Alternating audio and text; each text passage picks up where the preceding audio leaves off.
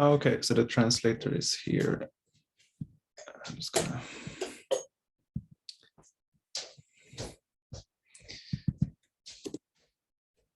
See here.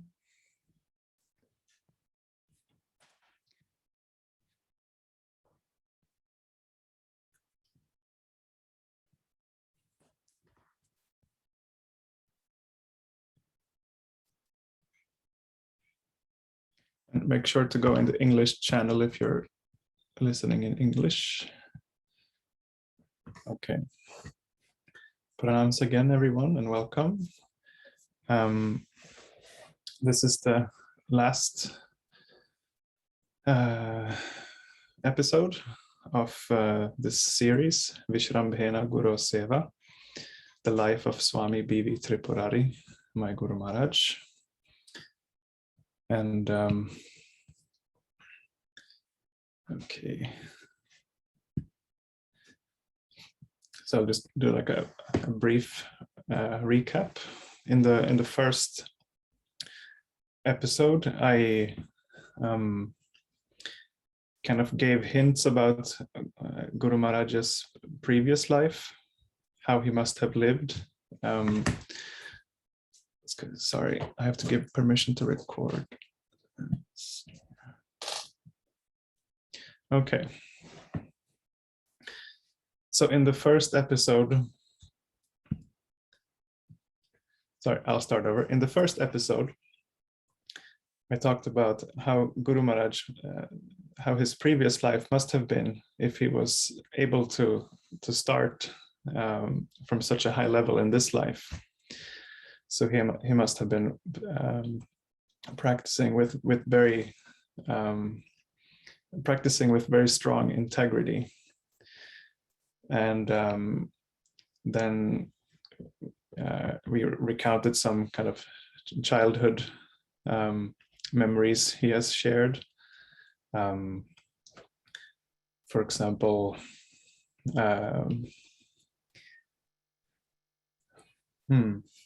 the first thing that comes to mind is running after the milk truck with his friends and getting strawberry milk. And other sweet things. As I mentioned, Guru Maharaj usually ties all those childhood memories to kind of philosophical points when he shares them. Then he has kind of talked about his events in his life, kind of like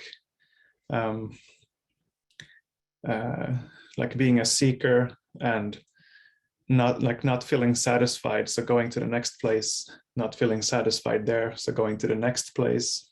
So he has kind of compared that to a little bit of Gopakumar's journey in Brihad Bhagavatamrita, kind of how Gopakumar kind of lets the mantra get into higher and higher spheres. And for example, Guru Maharaj was he wanted to be a priest when he was raised in the Catholic school. But then when he was not satisfied with the example the priests were setting, then he kind of moved on. He got into the counterculture, and also there he was dissatisfied when he saw how people were dishonest. So he went on from there. You can also kind of see his journey in how for example, Shastra describes how you first get absorbed in Krishna's name, and that will gradually lead to getting absorbed in his form, and then in his qualities, and then in his pastimes. And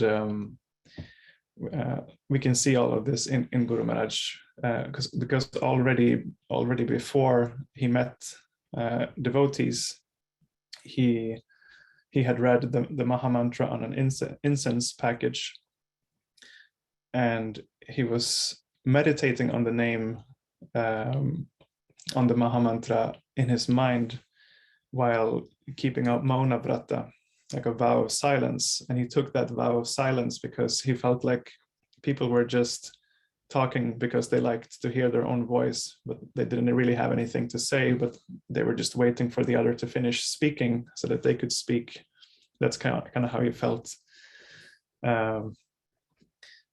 That the talks were like in the circles where he was associating. And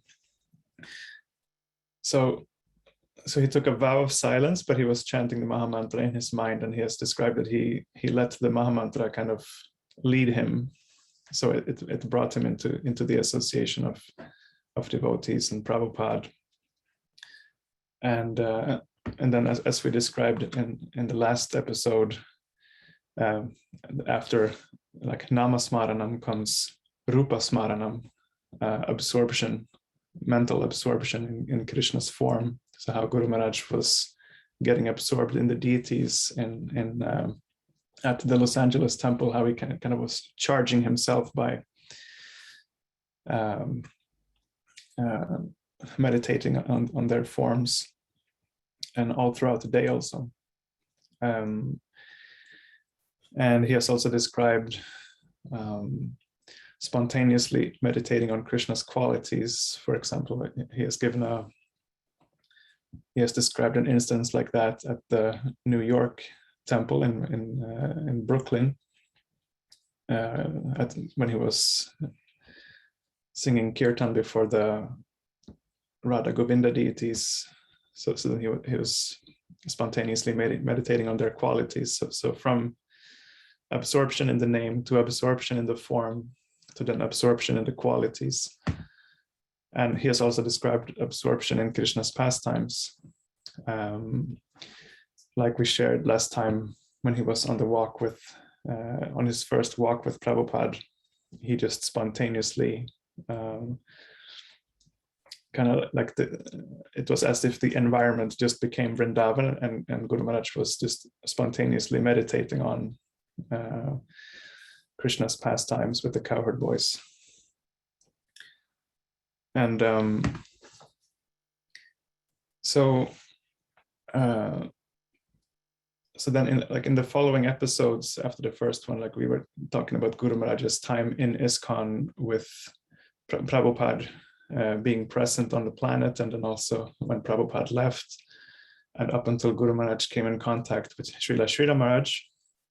And then we had one episode talking about Guru Maharaj's time with Srila Sridhar Maharaj, and also with Bhakti Pramod Puri Maharaj, and having a mission together with Narasingha Maharaj.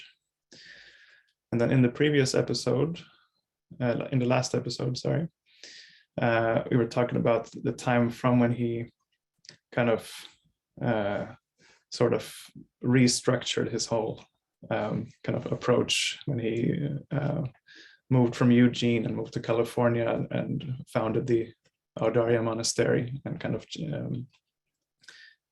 sort of retired from kind of world traveling and preaching, at least for the time being, to focus on writing and nourishing the Vaishnava community in that way. And we talked about how he was kind of internally what his three ashrams represent, Audarya, Madhavan, and Saragrahi.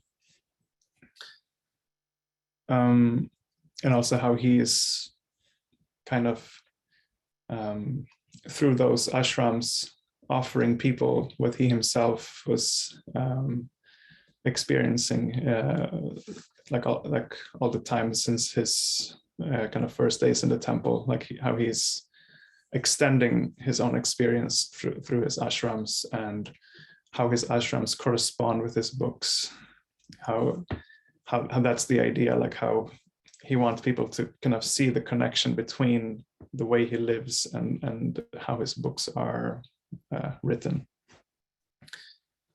So we have given the kind of like a rough outline of Guru Maharaj's life in the last episode, from 1999 and until now. So what then this final episode will be to look at Guru Maharaja's future, because we say like in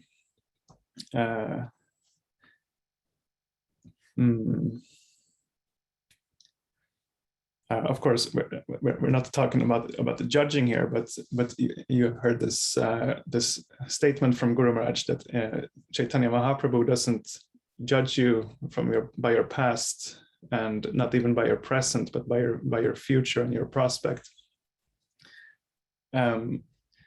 So, but also kind of what your future is depends on how you're living now. So we can see on how Guru Maharaj lives now, like what his aspirations are. We can see how his future will be. Because as Narottam Das Thakur says, like what you're absorbed in throughout your sadhana is what you will experience in perfection.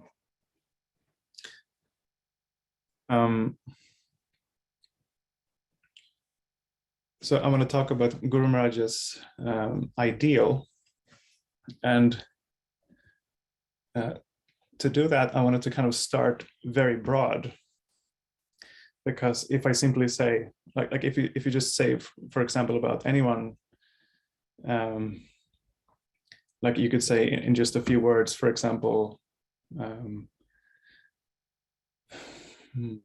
Bhaktisiddhanta Saraswati Thakur aspired to be a gopi. You may not kind of understand all that means.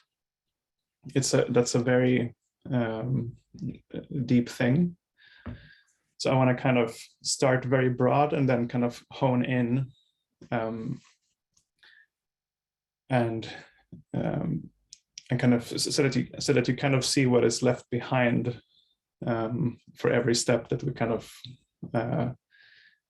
for every kind of layer that we sort of peel off. And so in the very kind of broadest sense, Guru Maharaj's ideal is something spiritual. And of course, already there we have to,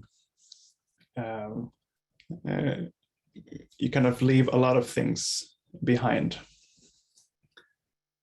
Like the kind of difference between a material and a spiritual goal, you can see in Shikshashtakam in text number, let's see, text number 4. Na dhanam, na janam, na sundarim, kavitam bhava jagad isha kamaye, mama janmani janmanishvare bhavatad bhakti rahaitu tvai. So like even there, like you can say, even there you have actually left many things behind which could be seen as spirituality. Because in this verse of Shikshashtakam, Mahaprabhu is he's leaving behind the Paramatma, and of course you could say someone who is kind of devoted to and dependent on the Paramatma would have a spiritual ideal, but not necessarily, because the point there in that verse is na dhanam, na janam, na sundarim, kavitam va. Those 4 things. It's dharma, artha, kama, and one could say even moksha. And all those things, one is dependent on the Paramatma to attain. And Mahaprabhu says, I'm not interested in any of those things. So when you say that you're not interested in those things, that is in very strong words, as Guru Maharaj sometimes has kind of commented on this verse, is that you are kicking out the Paramatma. But then of course he has said that this should not be misunderstood as some kind of offense. It simply means like you're inviting your more specific Ishta Devata.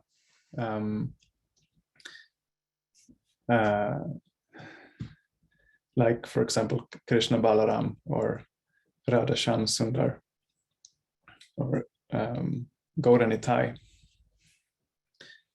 And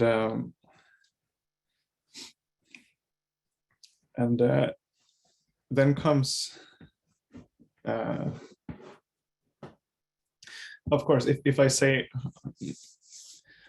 also there,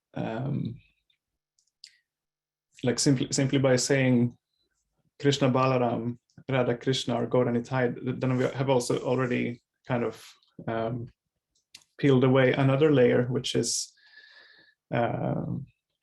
Vaikuntha. Because I guess to kind of take it more slowly, so that we kind of get a more gradual introduction, you could say, I'm not interested in Dharma, Artha, Kama, Moksha, but I'm interested in Narayan, Narayan of Vaikuntha. But like, just as Gopakumar is not satisfied in Vaikuntha, so is the case with most Gaudiya Vaishnavas, unless someone comes to Gaudiya Vaishnavism kind of as a crutch path to get to Vaikuntha. Actually, that's kind of funny. Sometimes people say that religion is just a crutch, and it's actually true in this case. Like it can be kind of difficult to attain Vaikuntha, but if you use Gaudiya Vaishnavism as a crutch, then you can attain Vaikuntha very easily. But if you're interested in Gaudiya Vaishnavism for what Gaudiya Vaishnavism itself is about at its core, then you won't be interested in attaining Vaikuntha,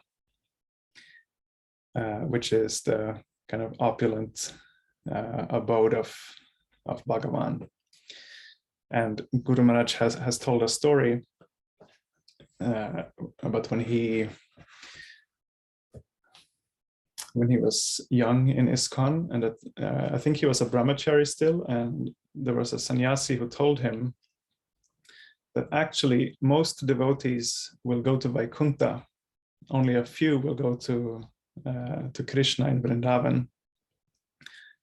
And Guru Maharaj said that when he heard that, he started crying, because because in his mind that's why like they were all there to because they were aspiring to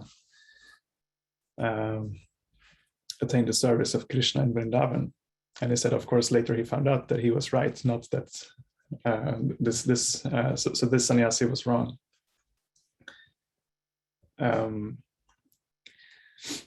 then also we can specify more here, because there are a few sampradayas which are focused on Krishna in Vrindavan, like the Vallabha Sampradaya and the Nimbarka Sampradaya.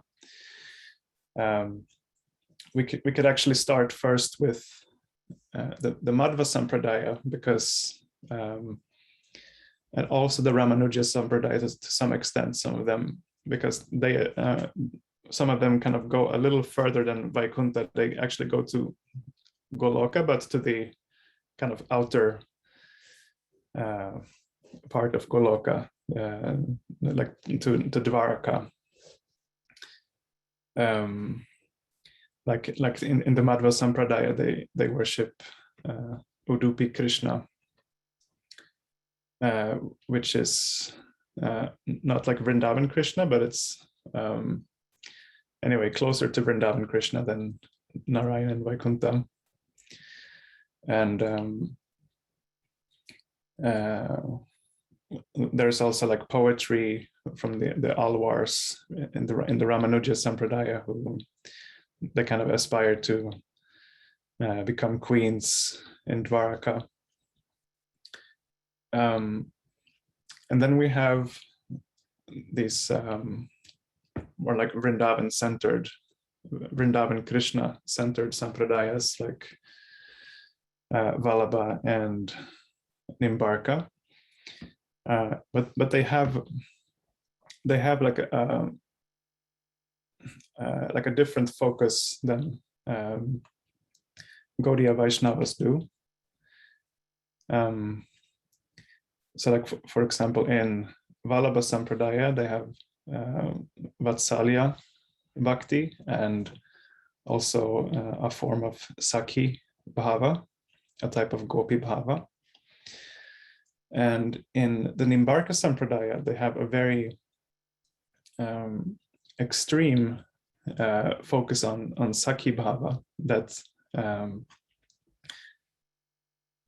like in their goal, Radha and Krishna are together all the time in the Kunja. There is nothing else than Radha Krishna in the Kunja, and some Sakhis serving them. But in the Gaudiya Vaishnava Sampradaya and also then in the Vallabha Sampradaya, there is more like a full life, like a full normal life with like Krishna having parents, going out for cow herding in the daytime and meeting with the gopis at midday and at night. There is more, how you say, it's a fuller picture. And in Gaudiya Vaishnavism, we also have more like a more specific focus on Srimati Radharani, that she is the topmost associate of Krishna, and also kind of one specialty that is only talked about in our Sampradaya is the Radha Kunda pastimes. And I feel very fortunate that this talk just happened to fall on the appearance day of Radha Kunda. And I will get to that a little bit more later also.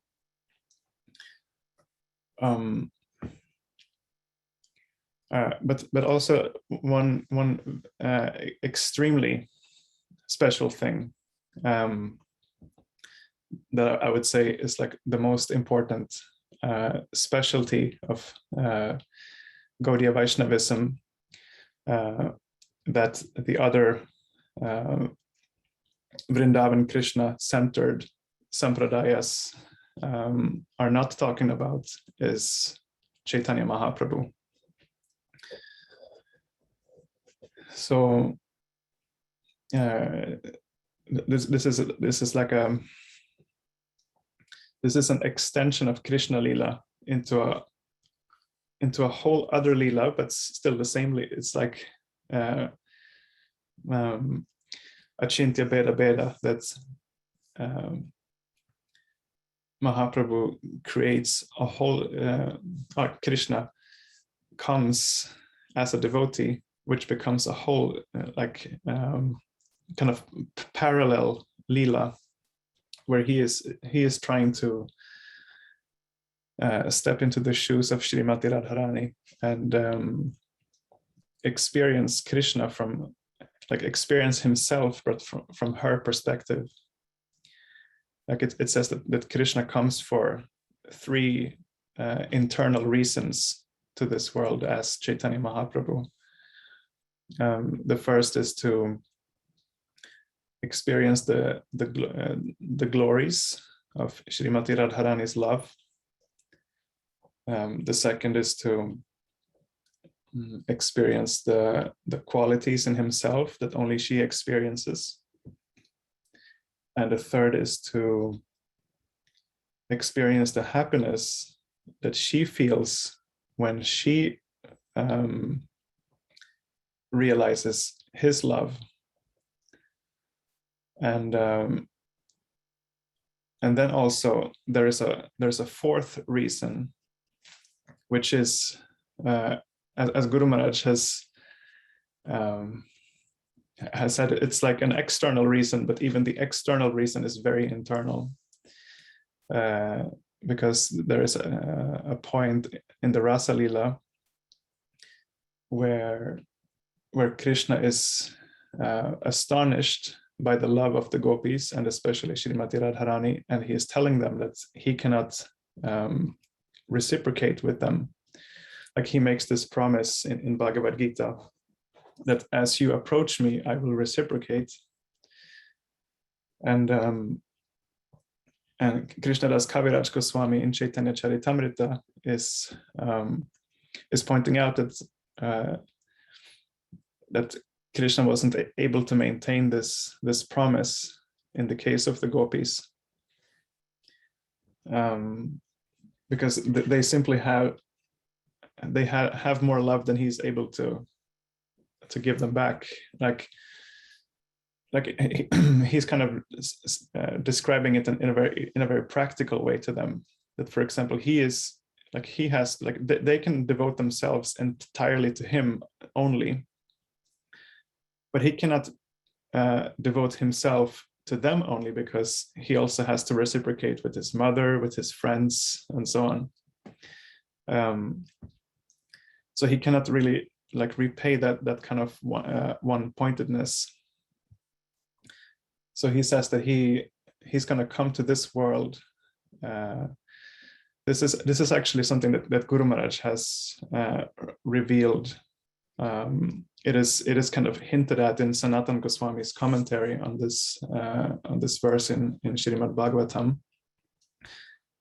Sanatana Goswami says, like paraphrasing Krishna, saying like, I cannot repay you, but maybe some gentle sadhu can repay you, can serve you, and in that way my debt will be paid, but I cannot do it by myself. And Guru Maharaj has kind of shed more light on this commentary by Sanatana Goswami, explaining that that what Krishna means here is that he will come to this world in the form of a sadhu and preach and recruit more servants of Srimati Radharani.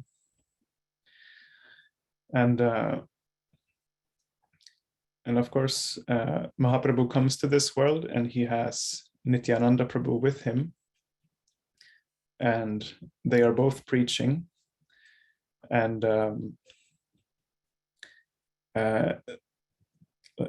Mahaprabhu's preaching is kind of spreading Madhurya Rasa, and Nityananda is also like pointing to Mahaprabhu, and in that way inspiring Madhurya Rasa. But also some people kind of become attached to Nityananda Prabhu, and then they will develop Sakya Rasa. But since it is in the context of it is Sakya Rasa in the context of serving Madhurya Rasa, so the type of Sakya Rasa that is shared is that of the Priya Sakas and Priya Narma Sakas. So those who are exclusively Krishna's friends, with because there are four types of friends of Krishna.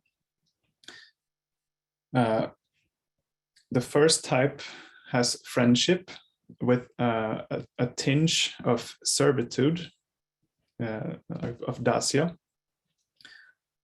And then the second type has pure friendship. The third type has friendship with a tinge of vatsalya, of parental love. And then a fourth type is the priyanarmasakas, which have a mixture of madhurya in their sakya. And these words are important here, like tinge, or because I don't say mixture when it's with the dasya and the vatsalya. This is an important point that Guru Maharaj has also brought out in later years, because the kind of language in the Gaudiya Vaishnava world was like used to be that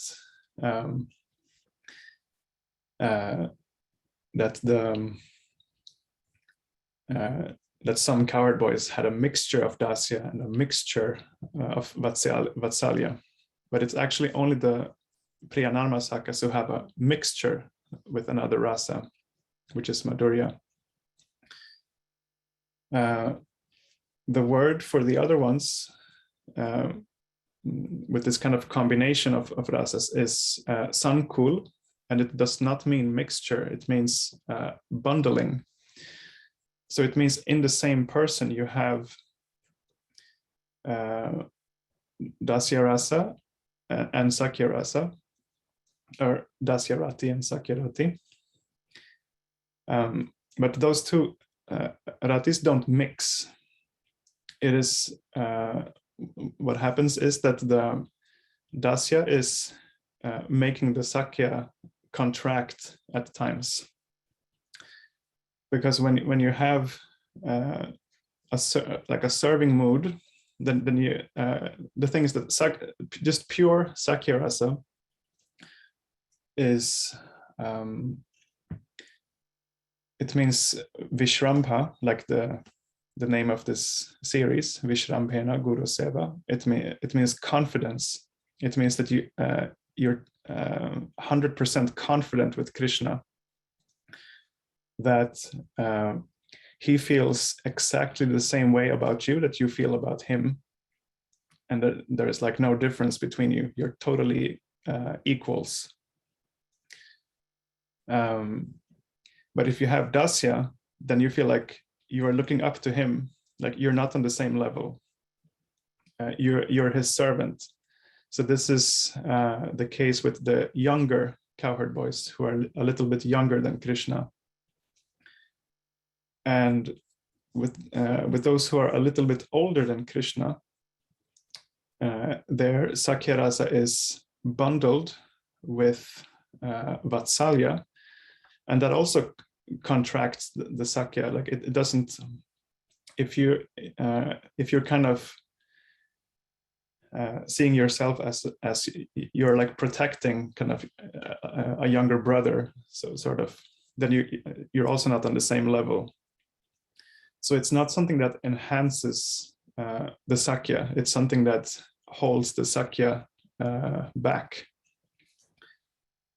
But in the case of the priyanarmasakas,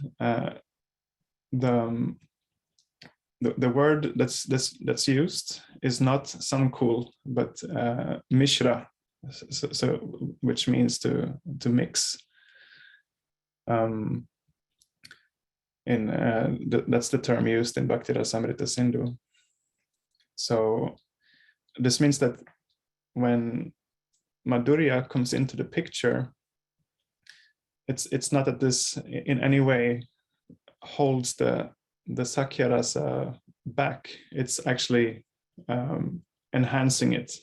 Guru Maharaj has talked about it like that sakya is like yogurt, and then the madhurya is like sugar that you can mix into the yogurt.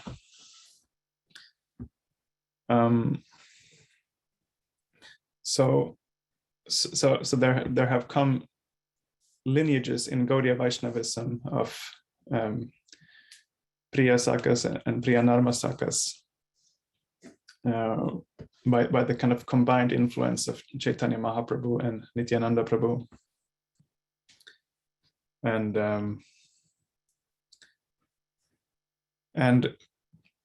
like I said, Gaura Lila is like the most important specialty of Gaudiya Vaishnavism, and also like already very early on in Guru Maharaja's life, serving with under Prabhupada, he was getting absorbed in Gaura Lila, like reading the Chaitanya Charitamrita as soon as it came out from the press, like every volume. Guru Maharaj would kind of get an advance copy and read it before everyone else practically. And he was also worshipping Gauranitai deities, as we have described. And we can also see how Prabhupada kind of initiated Guru Maharaj into worship of Chaitanya Mahaprabhu on a deep level already very early on. As I will explain, I will first, this is also something I want to introduce more gradually to give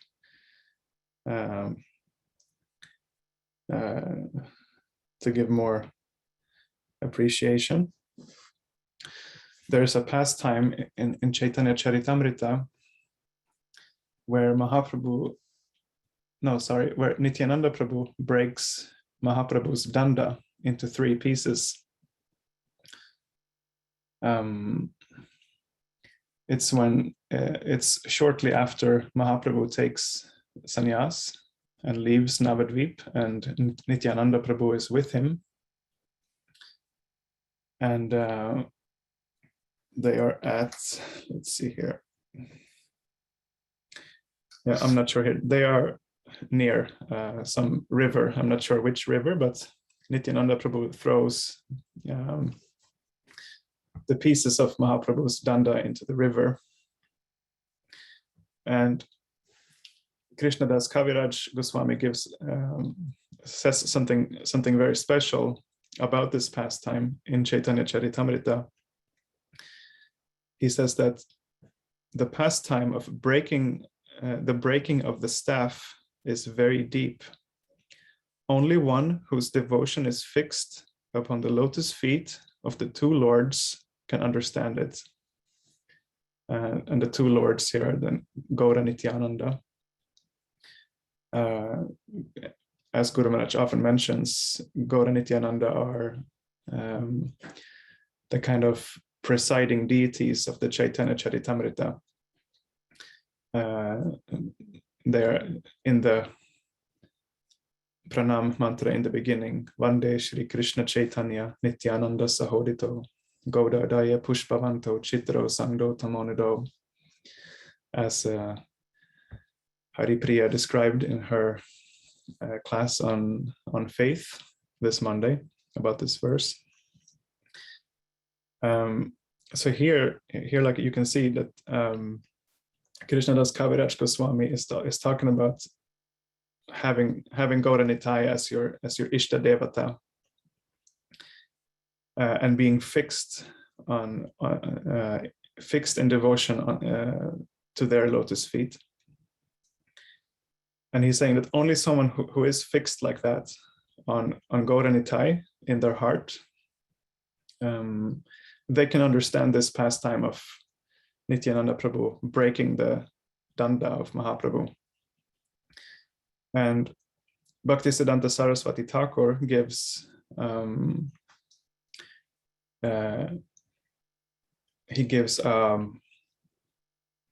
more like reverential explanation of this pastime. Of course, he is Srila Bhaktisiddhanta Saraswati Thakur is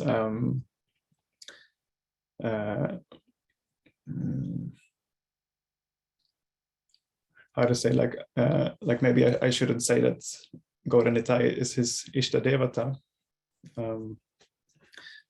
But of course, he is very still fixed on them as members of the Panchatattva. So he writes like this: one who understands Sri Chaitanya Mahaprabhu and Nityananda Prabhu in reality can understand their identity as well as the breaking of the staff.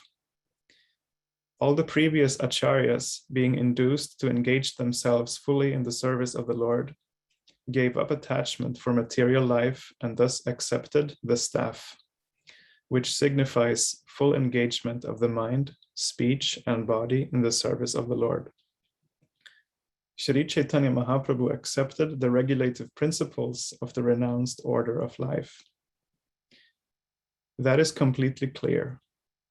However, in the Paramahansa stage, there is no need to accept a danda, staff. And Sri Chaitanya Mahaprabhu was certainly in the Paramahansa stage.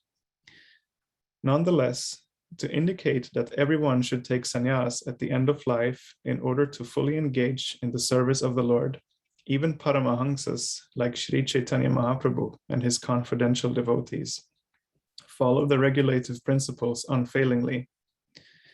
Indeed, that was his purpose.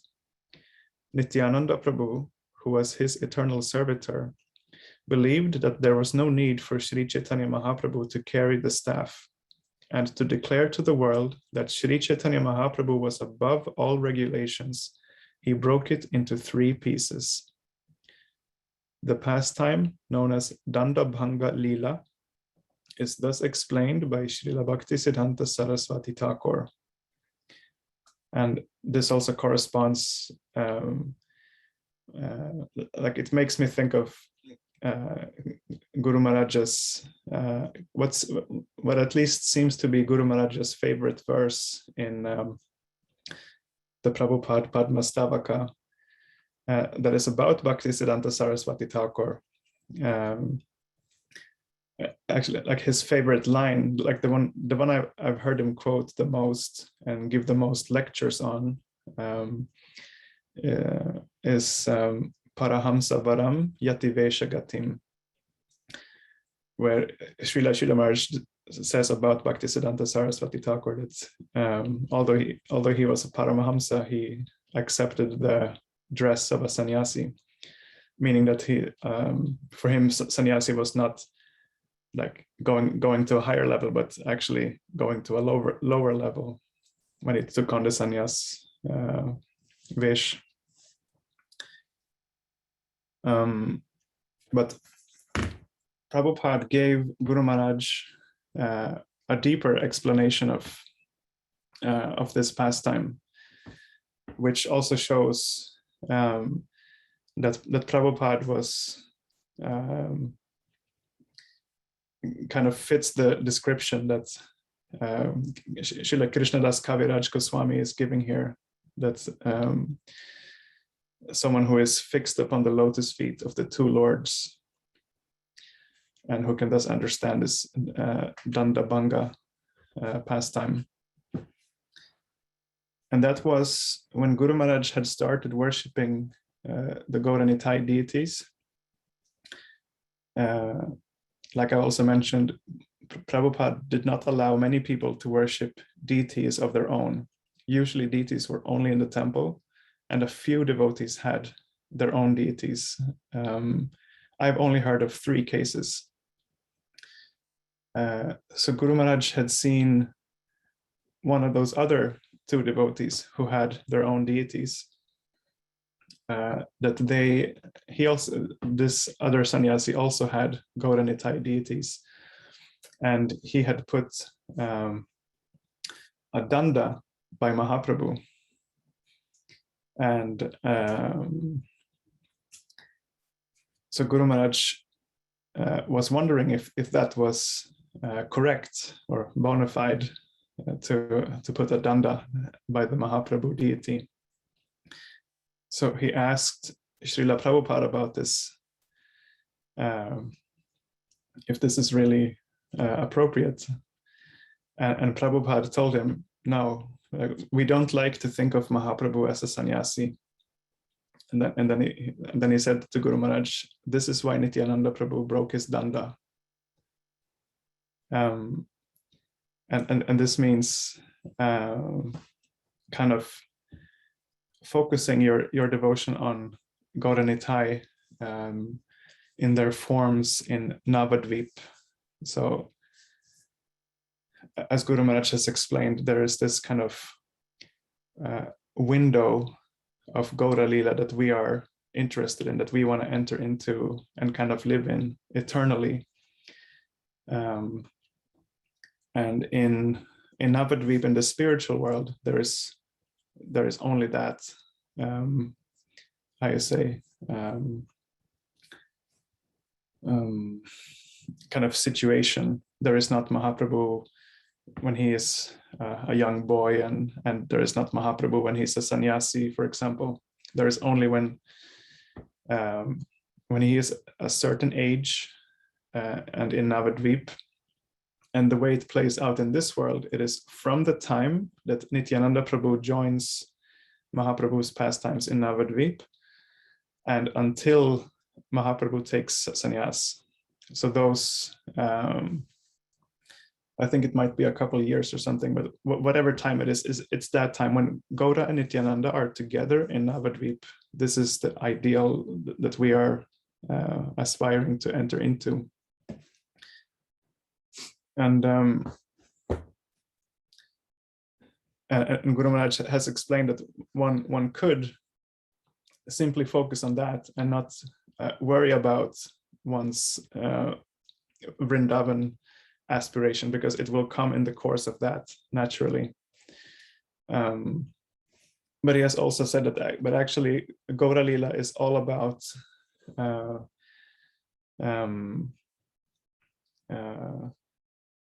developing a Krishna Lila Svarup. And actually this is that is the like we were sharing, that is also the reason Krishna is coming as Chaitanya Mahaprabhu. It is to experience himself from the vantage point of Radha. So the whole Lila is centered on that. And also, so those who are entering Gaura Lila are aspiring to kind of go along with him and also serve in those same pastimes.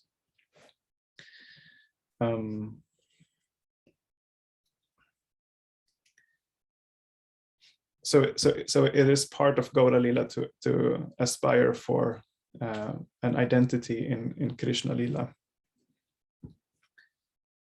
And I want to mention,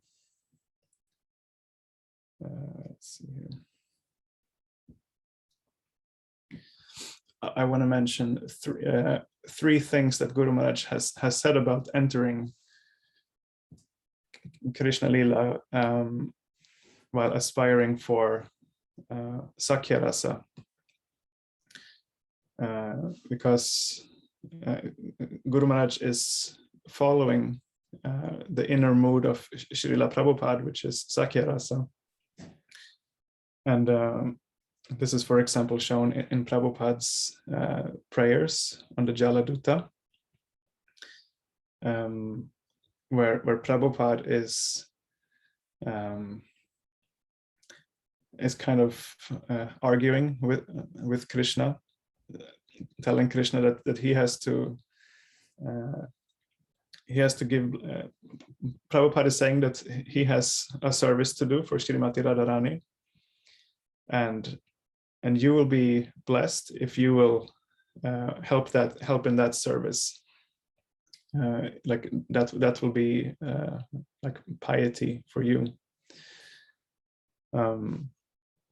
So that is he's talking to Krishna in a very confidential way, and Guru Maharaj is following in those footsteps. And so that there are three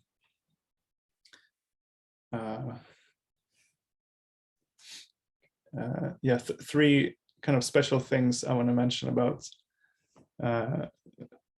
entering Krishna Lila as a cowherd boy. Guru Maharaj has to kind of pick up again this thread from before about Brihad Bhagavatamrita.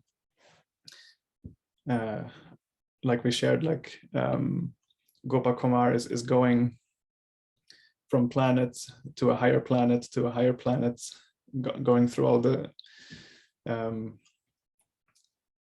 like all the planets in this world, and then into the spiritual world, and also like in the gradations that are there all the way until he comes to Vrindavan.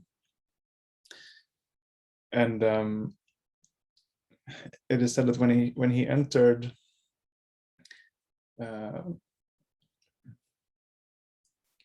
like when he entered the village, then he saw that everyone seemed depressed. Like he had just, you know, he had been like traveling through kind of more and more intense stages of ecstasy, but he was just like never satisfied, because his mantra always brought him further. But when he came to Vrindavan, then he saw everyone was depressed, and all the plants were like wilted. Everything was kind of gray and colorless. So he was a bit surprised. He was wondering, what is this? And this is the time in Vrindavan just before Krishna and Balaram and the cowherd boys are coming back from herding the cows all day. So the like all these things that Gopa Kumar had seen is kind of the separation felt by the Brajavasis waiting for Krishna and Balaram to come back. So everything is kind of lifeless, but then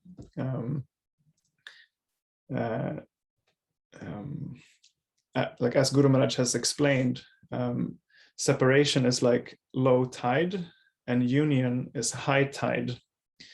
So if you want to enter Krishna Lila, you should enter through separation, because then you can kind of step into the water, and then comes the union, and then you will go. It's hard to like join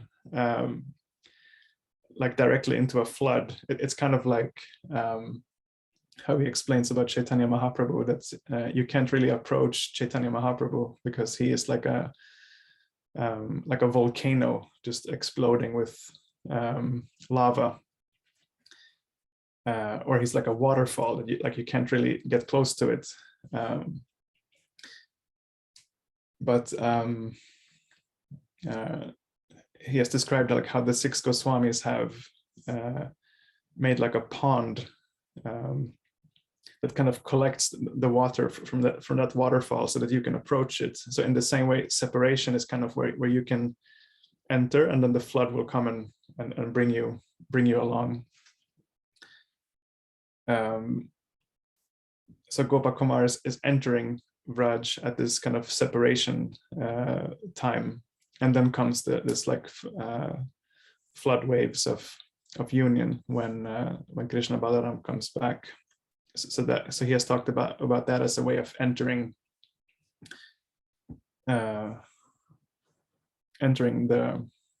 Krishna Lila.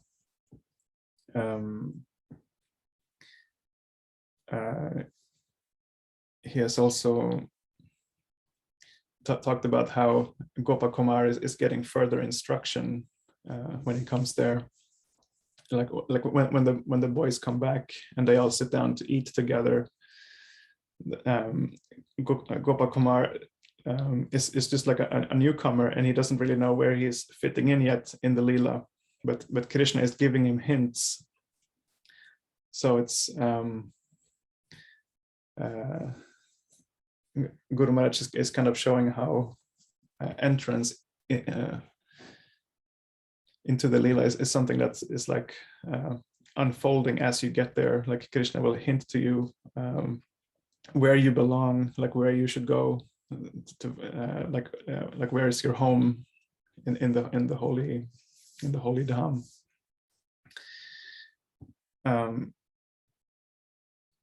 Then he has also talked about Gopastami as a kind of initiation.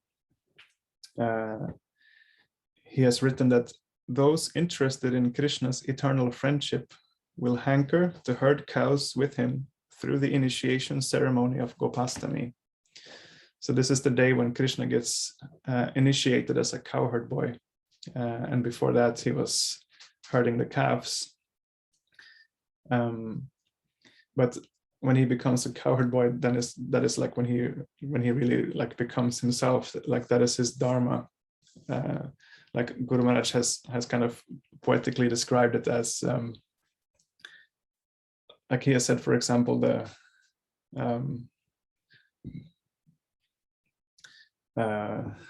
like all rivers may run dry, all mountains may crumble, and so on. But like the sun will go out, but Krishna will always be a cowherd boy. So like that kind of truth, tattva, kind of manifesting, that manifestation happens through the Gopastami Lila. So those who are aspiring for Sakyarasa will enter with him in those pastimes through this initiation and into the cow herding. And then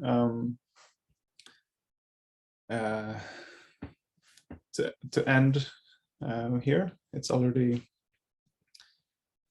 an hour has passed, and but I just wanted to kind of mention briefly, since today is the appearance day of Radha Kunda, and the pastime that Guru Maharaj has, the kind of how to say that, like the pastime that kind of most defines his ideal is the midday pastimes of Radha Krishna at Radhakund, and serving in those pastimes, which also the Priya Narmasakas do. It's hinted at in his pranamantra, when it says Yachna Jukti Vichakshanam Tvagabido Vaishishtya Shaktya Sada, that Guru Maharaj is especially empowered by Agabid, and Agabid is the killer of Agasura. And of course, that's the killing of Agasura is a Sakyarasa pastime, but this name Agabid is used in a very special verse that describes the service of Subal Sakha, which Guru Maharaj is aspiring to follow. And that verse from Ujjwal Nilamani describes a few things that Subal does, but one thing is to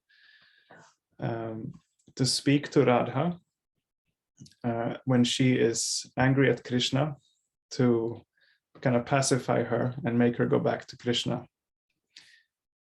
And to be able to do that, you have to be very qualified, of course, and speak very sweetly.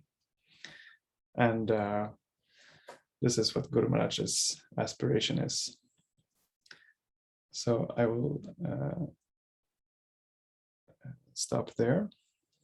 And if anyone wants to comment or share anything, you're welcome, or we will just end here and celebrate Radha Kunda Appearance Day. Yeah. Okay. Thank you very much, everyone, for attending. Thank you, Ananga Manjari, for translating. And we will hopefully see each other throughout the Kartik classes. There's a special schedule now for next month, all focused on Kartik. So we have a lot of nectar coming up.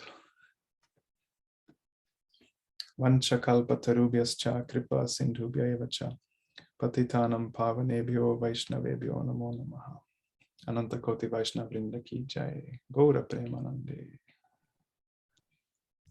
Syamananda Prabhu ki jai. Thank you so much. Thank you.